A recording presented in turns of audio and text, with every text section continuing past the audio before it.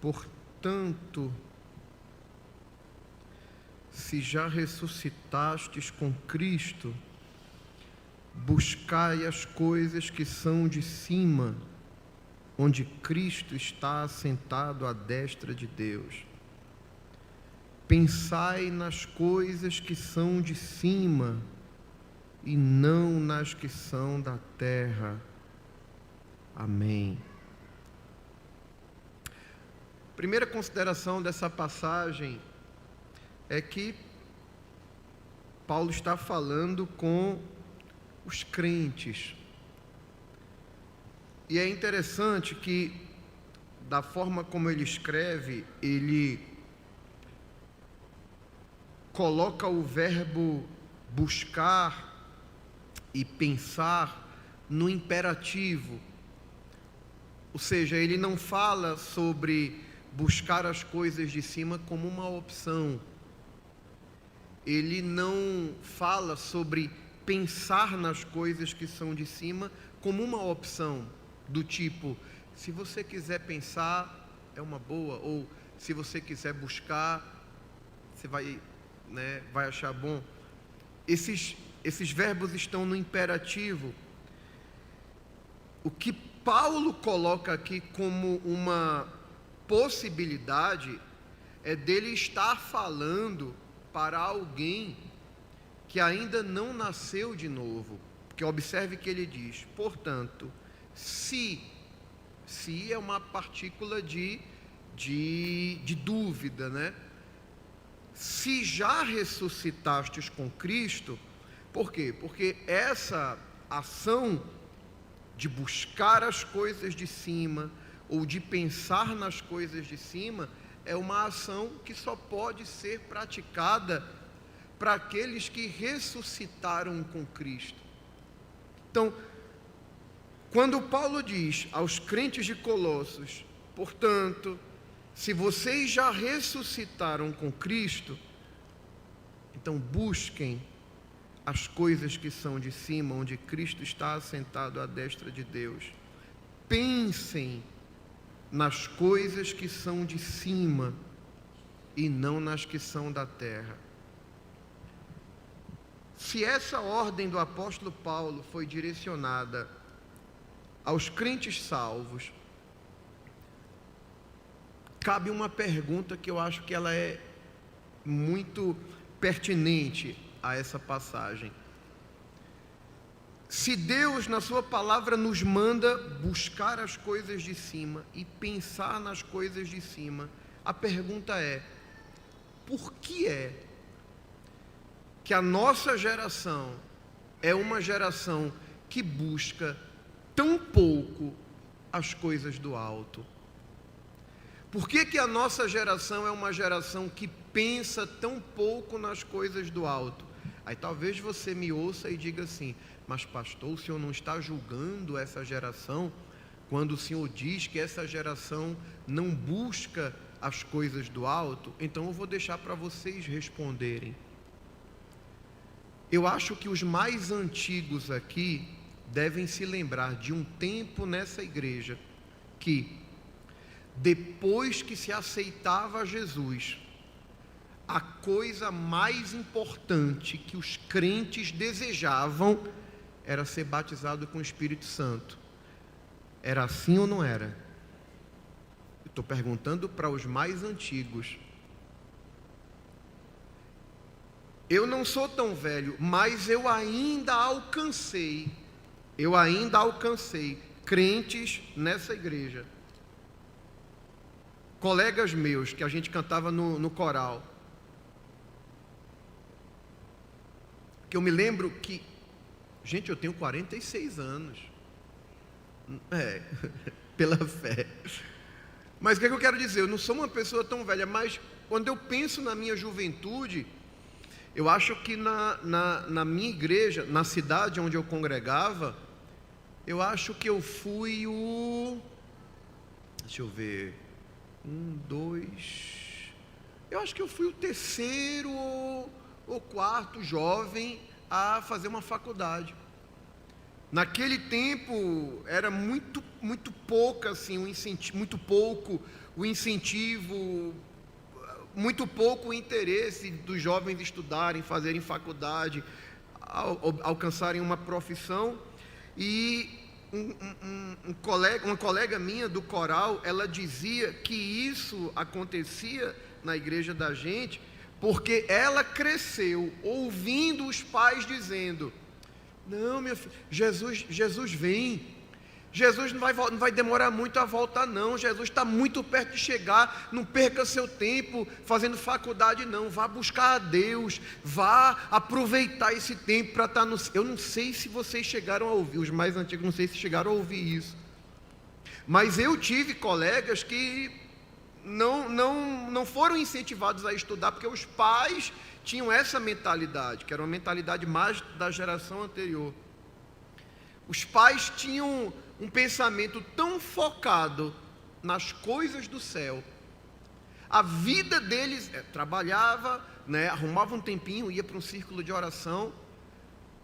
Outra coisa, por que eu quero dizer assim, que eu não sou tão velho? É que eu não estou falando de algo de muitos anos atrás, estou falando de algo de pouco tempo atrás, mas o que eu quero chamar a atenção é que em pouco tempo a gente tem uma mudança muito grande. Eu lembro quando era jovem, com a irmã Kessia, onde a gente congregava, a gente cantava no mesmo coral, e a gente ficava numa expectativa, não só eu e ela, os jovens da nossa época, a gente ficava na expectativa de quando teria um feriado, ou um feriadão, porque se fosse um feriado isolado, a gente procurava o círculo de oração que acontecia no dia daquele feriado para passar o dia no círculo de oração. Era uma quantidade muito grande de jovens que iam para o círculo de oração. Por quê? Porque uns estudavam, outros trabalhavam, e quando tinha um feriado, vou para a igreja. E quando era um feriadão, a gente procurava o dirigente da congregação, que era o presbítero Antônio Gomes na época, que apresentava o programa de rádio na madrugada, e a gente conversava com ele, com a esposa dele. Ela dava muita liberdade para a gente montar uma programação, né? Fazia uma consagração, trazia um pregador, e grandes amigos meus, grandes amizades eu construí nesse tempo, porque quem tem amigo aí vem pregar aqui na congregação que eu faço parte, na oração da mocidade, depois a gente paga com uma visita e tal, mas a gente criava uma expectativa, porque todo mundo queria uma oportunidade para buscar a Deus, porque a gente sabia que se a gente fizesse uma consagração, fizesse um dia de jejum, um momento de buscar a Deus, a gente sabia que Deus ia falar com a gente, ia fazer promessas. E muito do que eu vivo hoje, muito do que eu vejo minha família, minha esposa vivendo, minha irmã, meu cunhado, né, colegas nossos que eram jovens assim no tempo da gente, a gente viu realmente Deus fazendo promessas naqueles trabalhos de consagração, naquelas manhãs de busca ao Senhor, naqueles círculos de oração. Deus falava com a gente, dizia: eu vou te levar, tu vai cruzar a fronteira, vou fazer assim contigo, tu vai falar a minha palavra. E eu acho lindo. Recentemente eu vi um casal que foram adolescentes, né, no tempo que a gente era jovem, e hoje eles estão pastoreando uma igreja. Só que a gente via que todas aquelas promessas surgiram nesses momentos de busca. Acontecia, claro, que todo jovem gosta, né, de passear, gosta de um lazer, gosta de sair com a família, sim, mas isso era secundário. O foco da gente era uma oportunidade para buscar a Deus, até porque, gente, quando Deus manda a gente buscar Ele, deixa eu falar duas coisas aqui, deixa eu falar três coisas. A primeira coisa é que o propósito, escute isso aqui, por que Paulo manda a gente buscar como uma ordem, como um imperativo? Sabe por quê? Porque a Bíblia diz que o propósito da existência do ser humano é buscar a Deus. Você pode fazer muita coisa, Você pode ser um excelente cozinheira, você pode ser um excelente ensinador, pregador, cantor, empresário, qualquer coisa, Deus vai te dar a oportunidade de fazer muita coisa, mas o propósito principal da nossa vida é buscar a Deus. Isso aí não sou eu que estou dizendo. Atos dos Apóstolos, capítulo 16. Capítulo 17. Eu nem anotei isso aqui, nem pensava que ia falar isso, mas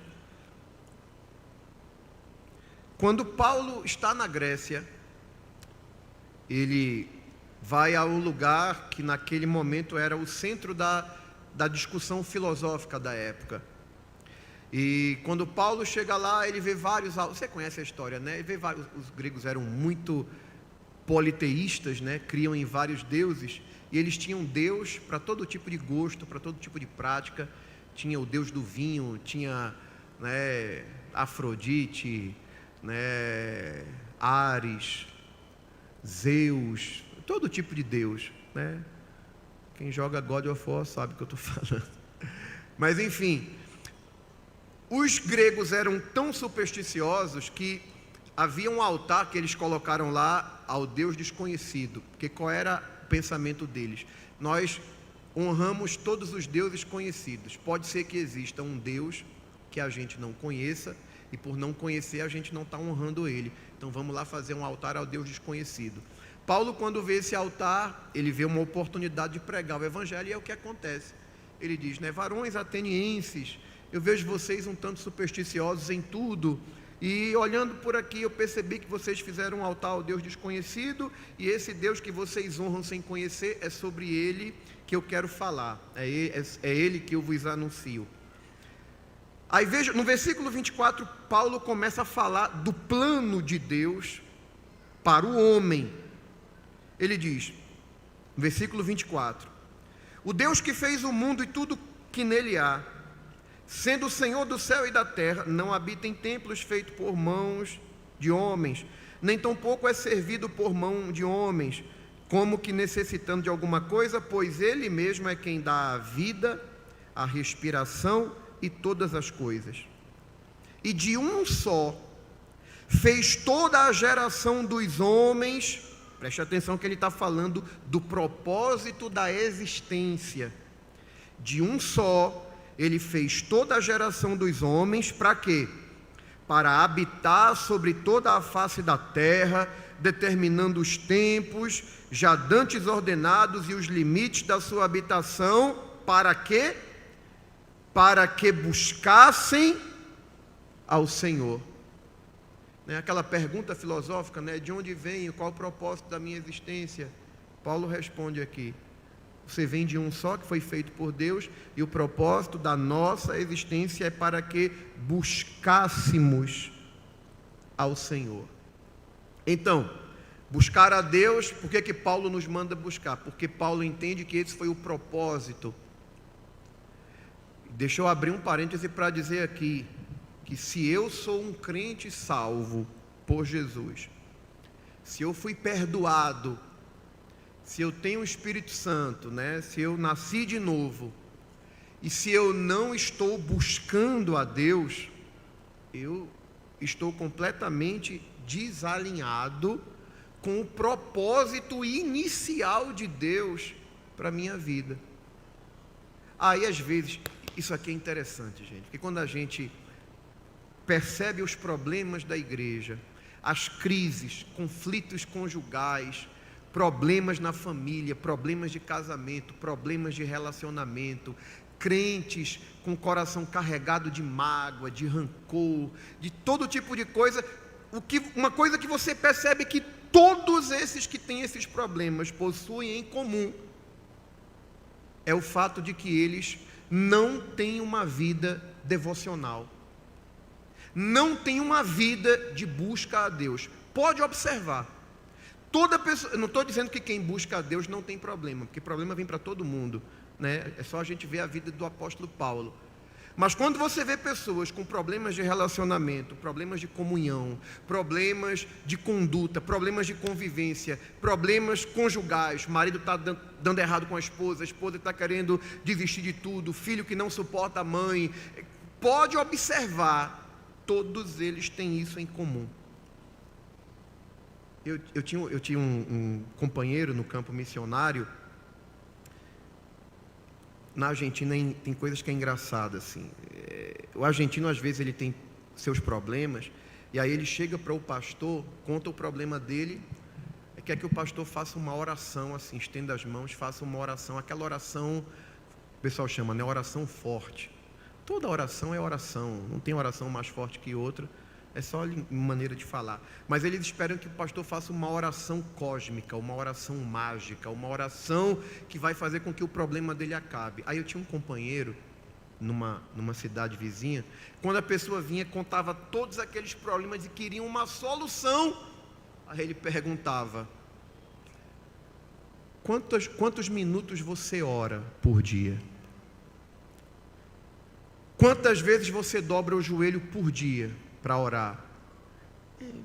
Mire, pastor, é que não é porque não tenho tempo. Dizem que é o nome de um demônio, né? Eu vi um pastor uma vez brincando dizendo isso, que tem um demônio que o nome dele é não tenho tempo. Porque normalmente é o que se ouve para toda situação que busca afastar a gente de buscar a Deus ou das coisas de Deus. Aí ele perguntava: quantas vezes você dobra o joelho para orar por dia? Quantos capítulos da Bíblia você lê por dia?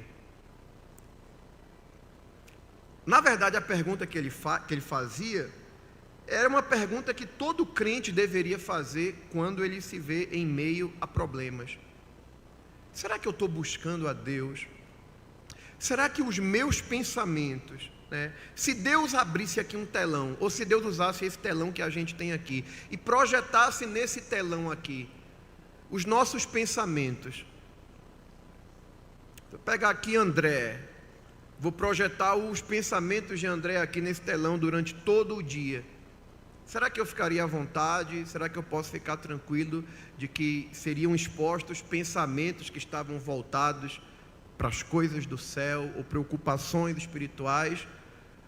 Ou será que se Deus expusesse meus pensamentos, eu passaria vergonha? Porque tem gente que permite todo tipo de lixo do inferno ocupar a sua mente. Uma vez alguém conversou comigo, disse: pastor, eu tenho uma guerra muito grande com meus pensamentos. O que é que eu faço? Há uma lei da física que diz que é impossível que dois corpos ocupem o mesmo espaço ao mesmo tempo. Não tem como. E apesar de ser uma lei da física, essa lei se aplica aos pensamentos. Por que a Bíblia manda a gente pensar em coisas boas? Tudo que é honesto, tudo que é de boa fama, tudo que é do céu, tudo que é de cima, porque quando eu encho a minha mente com pensamentos bons, não sobra espaço para aceitar todo tipo de pensamento carnal, terreno, maligno. O grande problema, gente, é que nós não buscamos a Deus e queremos que tudo dê certo. A gente não busca a Deus como deveria, mas a gente quer que a nossa vida seja perfeita. Eu disse que ia falar 3 coisas. Primeira, é porque isso aqui eu não escrevi, porque eu realmente não pensava falar isso. Me veio agora. A primeira é que o propósito da nossa existência é buscar a Deus.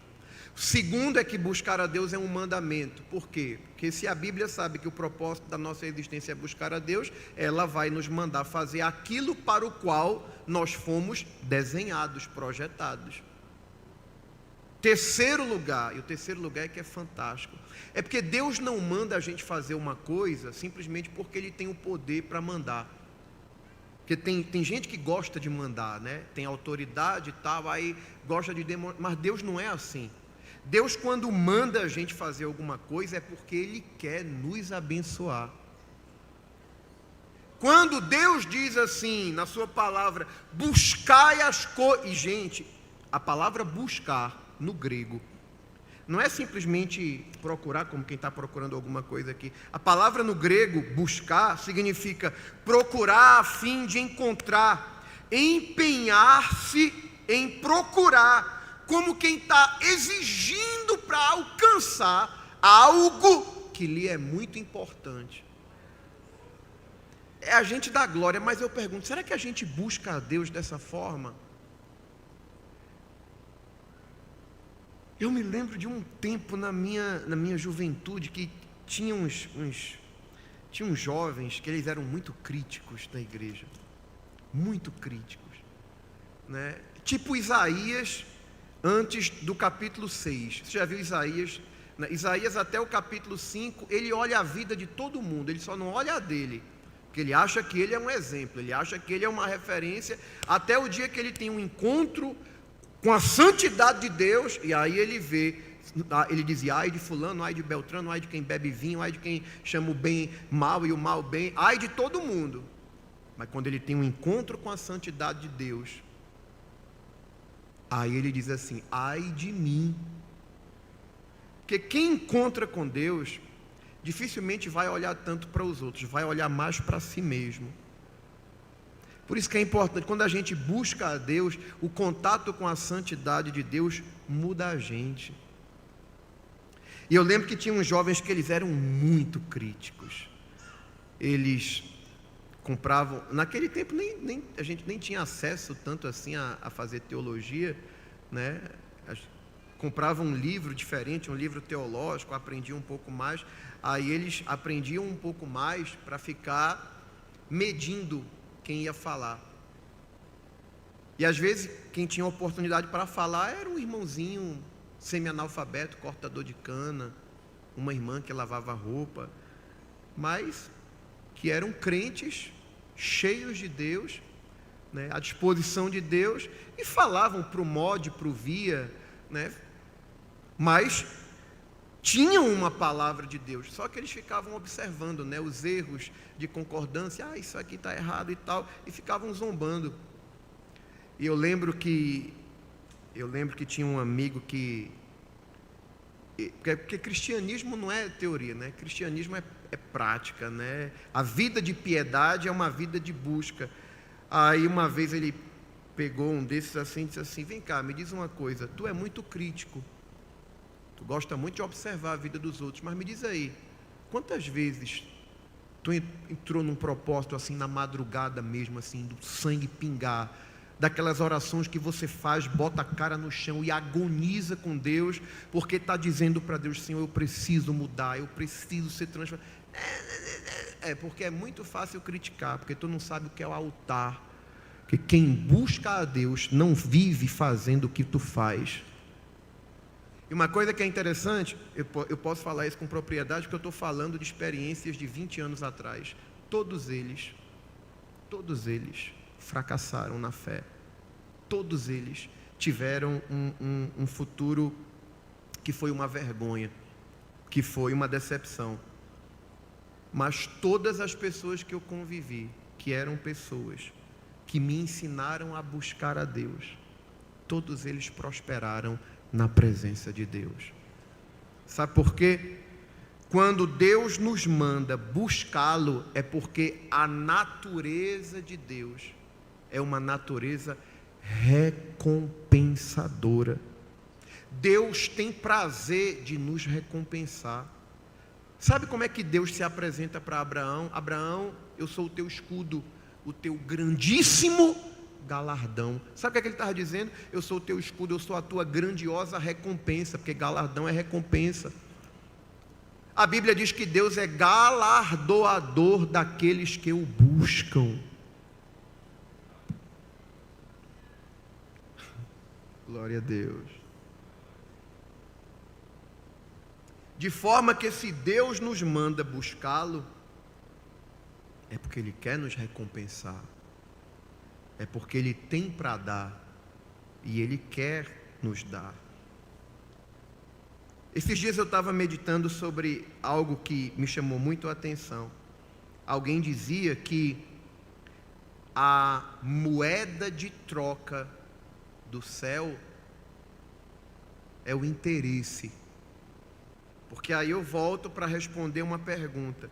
Se nós fomos criados para buscar a Deus, se a Bíblia nos manda buscar a Deus, se nós sabemos que Deus recompensa quem o busca, porque mesmo assim ainda tem tanto crente que não busca. E eu vi uma vez alguém dizendo que o Instagram, o Facebook, o WhatsApp vão ser 3 fontes de testemunho quando Deus nos chamar à prestação de contas. Porque um dia todos nós estaremos diante do Senhor para prestar contas a Ele daquilo que fizemos por meio do corpo. É o julgamento das obras. Tem crente que ele vive apenas focado no tempo que ele vai passar aqui na terra. Toda a preocupação dele é com o tempo que ele está aqui. Não, tenho que me preocupar porque tenho que ver uma aposentadoria, eu tenho que deixar... Não estou falando que é errado se preparar para o futuro, não. Mas dificilmente a gente encontra alguém que esteja pensando, não, eu estou preocupado com o que eu estou fazendo, porque mais importante do que a minha vida aqui é como eu vou passar a eternidade. Porque nós seremos julgados, Deus nos julgará para determinar como é que a nossa eternidade será. Ah, pastor, está falando que eu posso perder a salvação? Não estou falando disso. Mas eu estou falando que, gente, 70 anos, eu já falei isso aqui outras vezes, 70 anos, o que são 70, 80, 60 anos? Os mais afortunados que viveram 80 anos, mas o que são 80 anos diante de uma eternidade?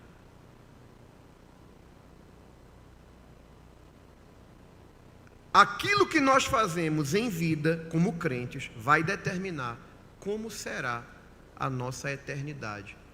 Na eternidade, querido, na eternidade você vai ver a roda girar.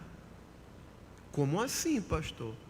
Na eternidade você vai ver zeladores de congregação numa posição muito mais elevada do que muita gente nobre aqui, muita gente que ocupou status, posição, porque o julgamento das nossas obras vai determinar como será a nossa eternidade, e a eternidade é para sempre, e os juízos da eternidade são irrevogáveis.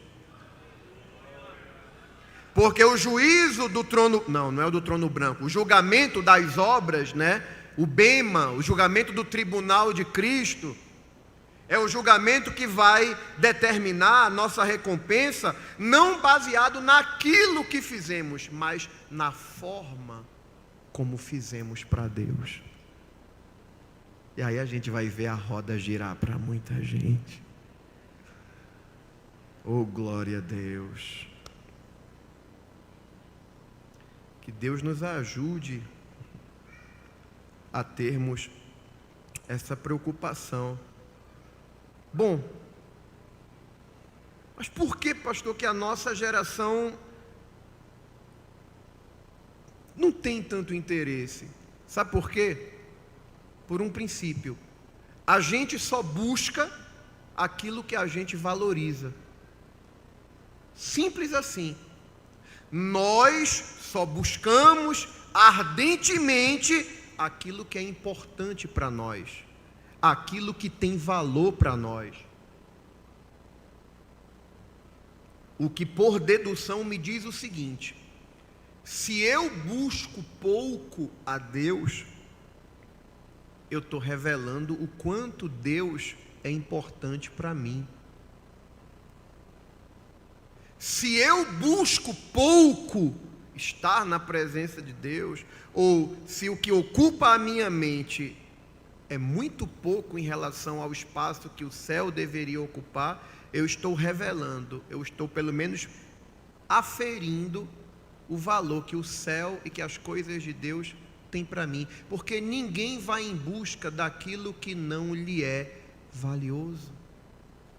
A gente só busca o que a gente valoriza. Portanto, quem não valoriza, não busca. Mas a moeda de troca para se obter as coisas de Deus é o interesse, é valorizar. Quer uma prova disso? Vê que coisa interessante. Abre a Bíblia aí em Apocalipse capítulo 3. Apocalipse capítulo 3, versículo 18.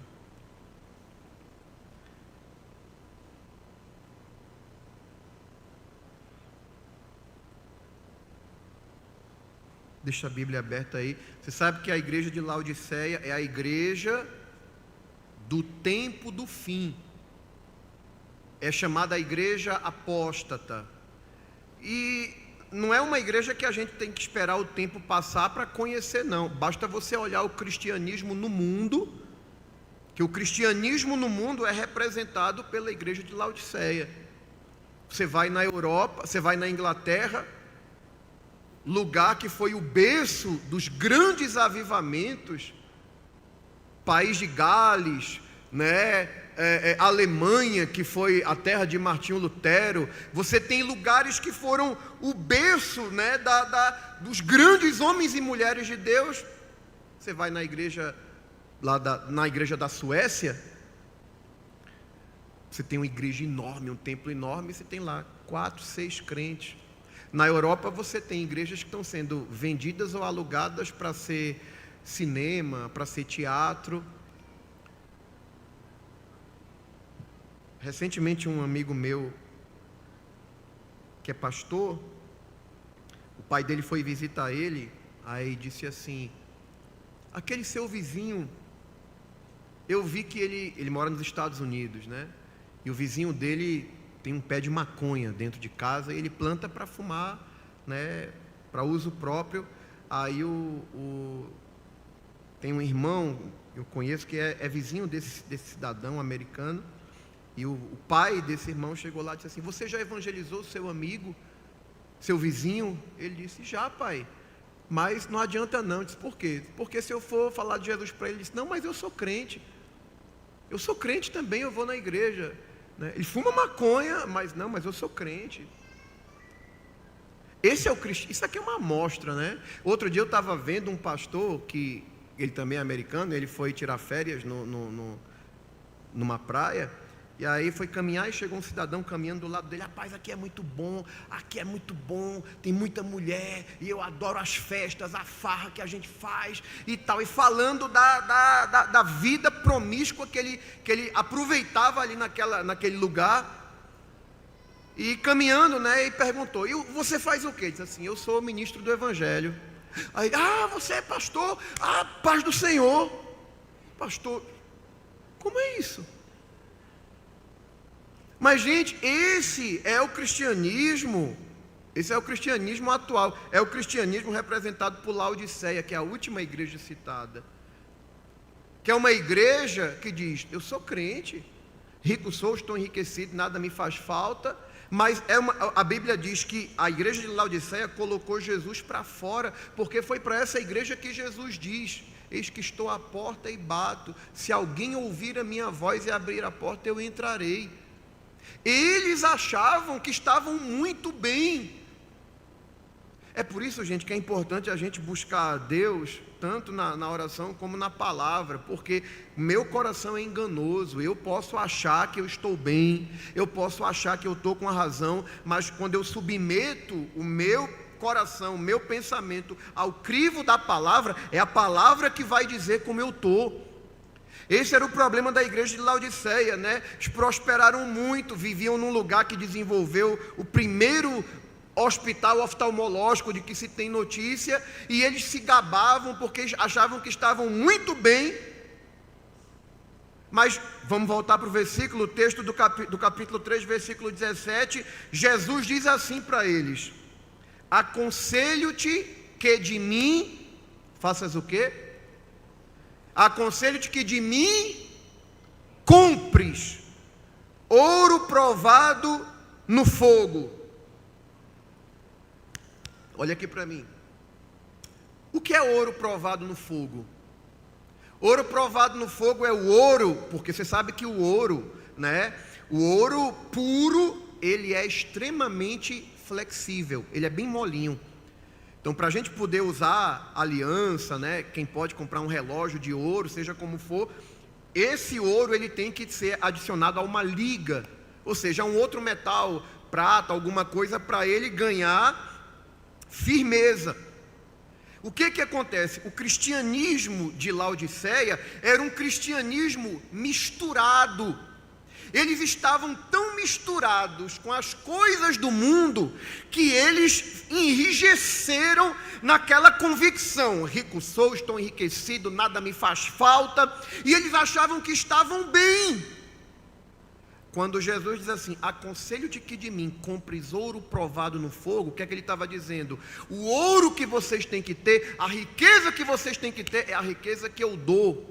O ouro que eu tenho, a riqueza que eu ofereço, ela é sem mistura, ela não tem nada do mundo. O crente que possui ouro provado no fogo, ele é flexível, ele se dobra, ele se curva, porque isso fala de humildade, de simplicidade, de permitir-se ser moldado. Primeiro sintoma de alguém que não está bem é quando ele diz assim: eu sou assim, ninguém me muda, meu jeito é esse, se quiser me aceitar é desse jeito.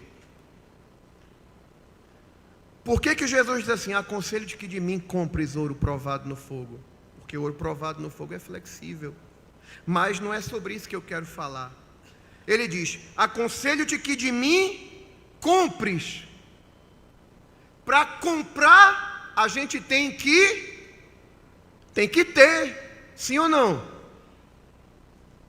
Mas como é que a igreja de Laodiceia vai comprar? Comprar aqui é uma forma de linguagem, né? É Jesus dizendo: você tem que comprar de mim, porque só quem tem ouro provado no fogo para dar sou eu. Mas Jesus não diz assim: venha que eu lhe dou. Ele diz assim: aconselho-te que você compre de mim. Para comprar você tem que ter uma moeda, tem que ter alguma coisa para pagar. E a igreja de Laodiceia tinha com o que pagar? Veja o versículo 17.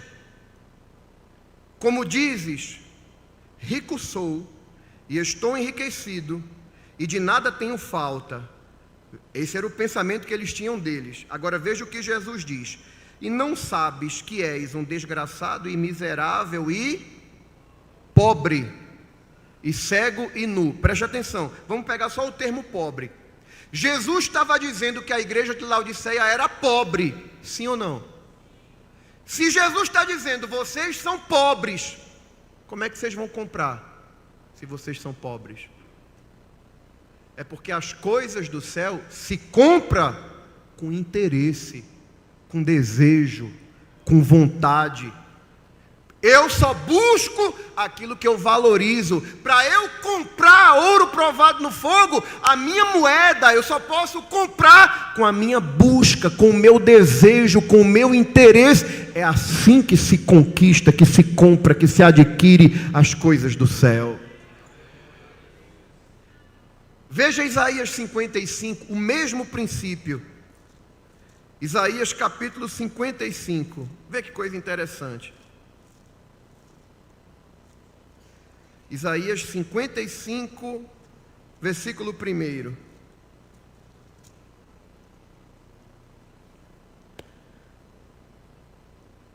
Acharam? Preste atenção. Isso aqui é uma conclamação do Senhor. Ele diz: ó vós todos, os que tendes, não é por acaso que a figura de linguagem aqui é sede. Preste atenção. Quem está com sede, consegue ignorar a sede? Sim ou não? Não tem como ignorar a sede. Até porque a sede, Deus colocou em nós, sabe por quê? Porque se a gente não bebe água, a gente morre. Jejum, com a devida programação, com o devido cuidado, né, com a saúde direitinho, dá para você jejuar 7 dias, 21 dias, 40 dias. Agora, água, tanto que na Bíblia as abstenções de água só vão até 3 dias, isso é interessante, porque até 3 dias você não está correndo risco. Os 2 casos de pessoas que ficaram sem beber água além de 3 dias, foram casos sobrenaturais, que foi Moisés e Elias. Moisés porque ficou na presença de Deus, e Elias porque comeu pão e água do céu, e caminhou 40 dias e 40 noites com a força daquele alimento. Mas, sem água, a gente morre. Por que a Bíblia fala sobre você que tem sede? Porque quem tem sede, ele vai buscar ardentemente água, sim ou não? Aí veja o que Deus diz: ó vós todos os que tendes sede, vinde às águas, e vós que não tendes dinheiro, vinde e fazei o quê? Espera aí, mas como é que eu vou comprar se eu não tenho dinheiro? Mas para Deus, a moeda aqui é: você tem sede, você está sedento, você quer, eu tenho para dar. Agora você tem que querer, porque a moeda de troca do céu é sede. É por isso que Davi, é interessante isso, que Davi, como rei, era podre de rico, mas quando ele pensa nas coisas do céu, ele diz assim: como servo brama, suspira pela corrente das águas, a minha alma suspira por ti, porque o que eu preciso, o dinheiro não me compra, a posição da realeza não me dá, a função que eu ocupo não me atende. Eu preciso da tua presença, porque vale mais um dia na porta da tua casa do que 1000 em qualquer outro lugar do mundo. Aleluia. A moeda de troca da gente é o interesse.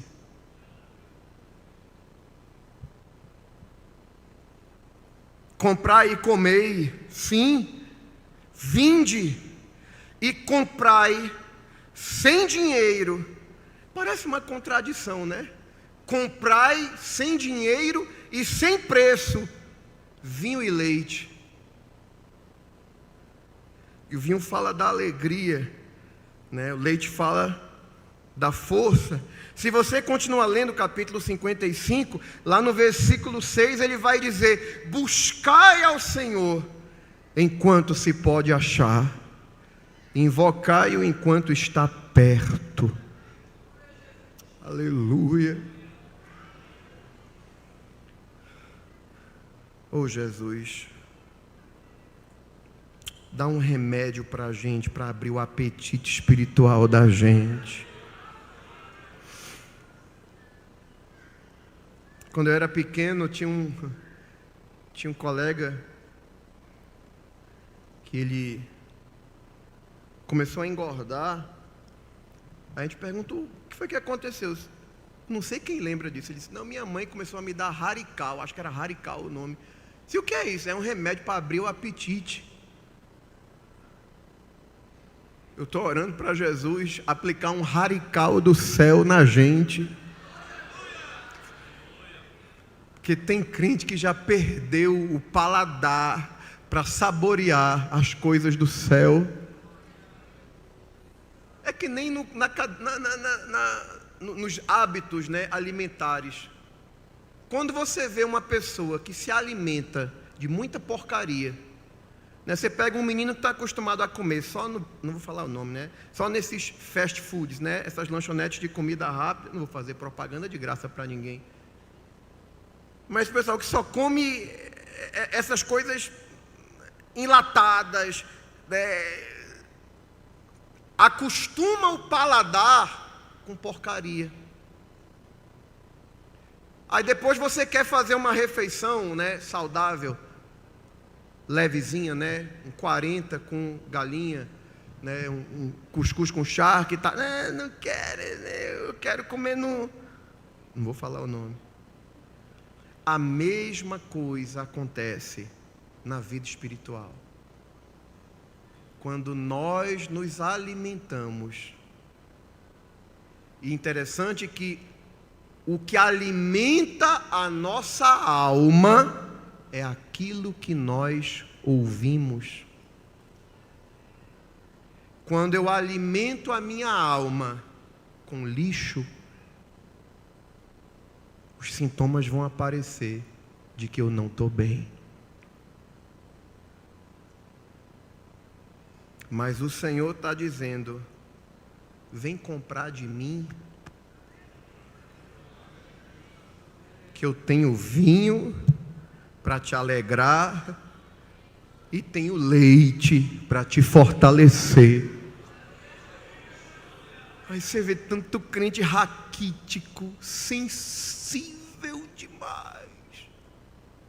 Você pega um menino mal alimentado, qualquer coisinha adoece.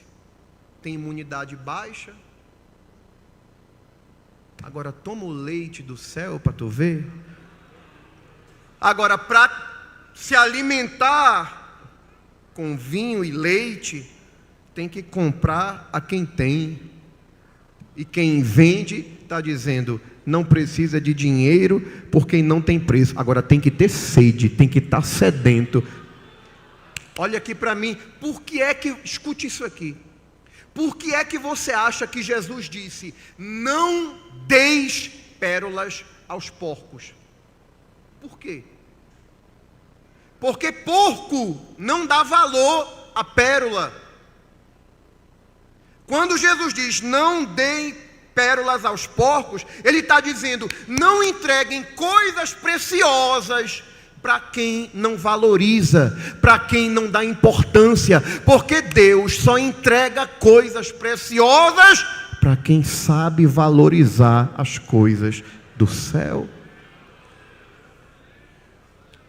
Glória a Deus. Se você quiser saber mais, semana que vem eu lhe espero para a gente continuar esse assunto. Vamos ficar de pé.